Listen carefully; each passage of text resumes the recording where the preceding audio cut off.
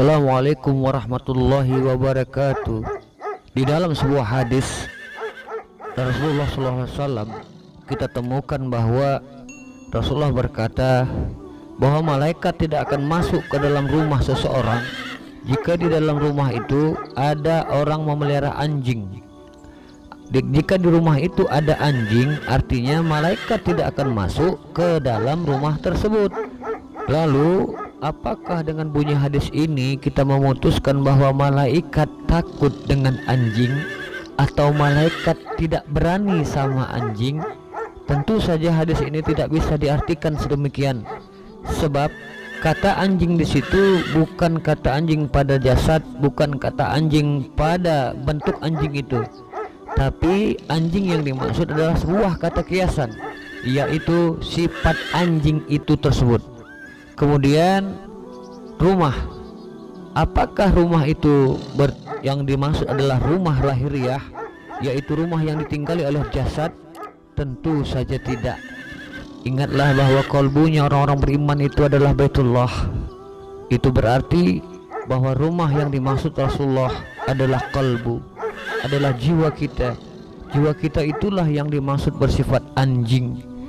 Sebab malaikat tidak akan masuk ke dalam kolbu untuk menerangi kolbu kalau di dalam ada sifat-sifat anjing. Kita sama-sama tahu anjing yang namanya anjing, jangankan maling, tuannya pun digonggongnya. Jangankan musuh atau orang-orang berbahaya, tuannya yang memeliharanya pun digonggongnya. Ini juga bisa dikiaskan oleh orang-orang yang bersifat selalu mengeluh, selalu mengumpat, selalu tidak terima dengan apa yang Allah berikan, sehingga hatinya terus mengumpat, hatinya menggonggong. Kalau kita katakan sifat anjing, hatinya terus menggonggong, mengumpat selalu, tidak terima apa yang Allah berikan. Bagaimana malaikat mau masuk ke dalam hatinya? Bagaimana malaikat memberikan rahmat ke dalam hatinya? Bagaimana malaikat mau menerangi hati orang-orang yang memiliki anjing, yang memelihara sifat anjing di dalam hatinya, yang selalu protes dengan semua yang dijadikan Allah, yang selalu menggonggong segala hal yang tidak sesuai dengan nafsunya, mengumpat apabila sesuatu yang terjadi tidak sesuai dengan hawa nafsunya. Inilah yang dimaksud oleh hadis.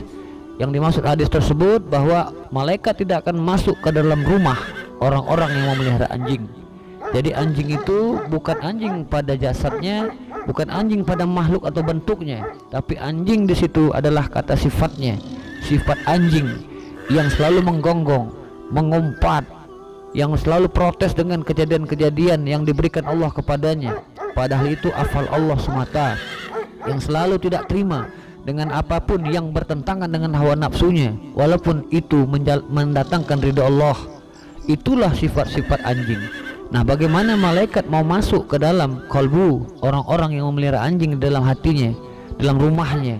Karena hati orang-orang beriman itu adalah Baitullah. Hati orang-orang beriman itu adalah rumah bagi hamba-hamba Allah yang Allah buat untuk hamba-hambanya yang Dia cintai. Lalu bagaimana malaikat mau masuk ke dalam hati itu? Malaikat rahmat yang diutus Allah tidak akan masuk ke dalam kalbu orang-orang yang memelihara anjing di dalamnya. Jadi anjing di dalam hadis tersebut bukan pada jasad, bukan pada bentuknya, karena tidak mungkin malaikat takut sama anjing. Sebab malaikat tentu saja lebih kuat dan lebih sempurna serta lebih mulia daripada seekor anjing. Tapi malaikat tidak akan masuk ke dalam hati orang-orang yang bersifat anjing, sehingga hati manusia seperti itu akan gelap. Manusia seperti itu hatinya tidak diterangi oleh malaikat rahmat. Bukan hanya malaikat rahmat, malaikat maut pun tidak akan masuk ke dalam hati itu. dalam rangka matikan dirimu sebelum mati, maka orang-orang yang menjalankan mati sebelum mati tentu saja akan dibantu oleh malaikat maut dalam perjalanan proses matikan dirimu sebelum mati, tinggalkan dunia sebelum dunia meninggalkanmu.